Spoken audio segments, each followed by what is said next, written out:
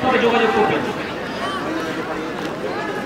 এর মধ্যে আমরা 2024 সালের যে ধামাকা ফুটবল টুর্নামেন্ট অনুষ্ঠিত হয়েছে গত 3 দিন ব্যাপী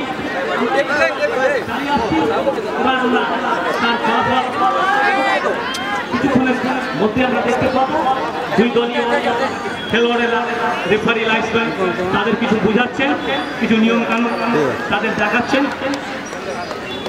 তাই আমি দর্শকদের কাছে আপনারা মাঠের বাইরে রাত থেকে প্রায় 2 ফুট দূরে থাকবেন।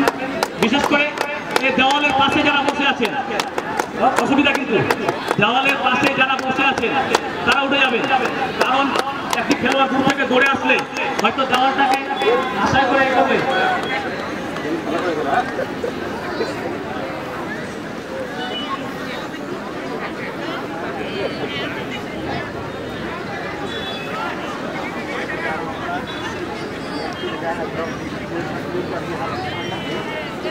এবার আমরা মাঠের মধ্যে দেখতে পাচ্ছি আমাদের ভবেন্দা জোসেফ কাকু এবং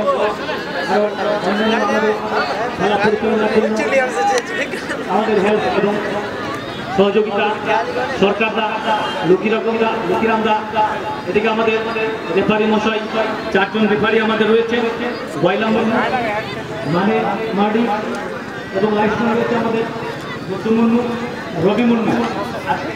খেলা ফলাফল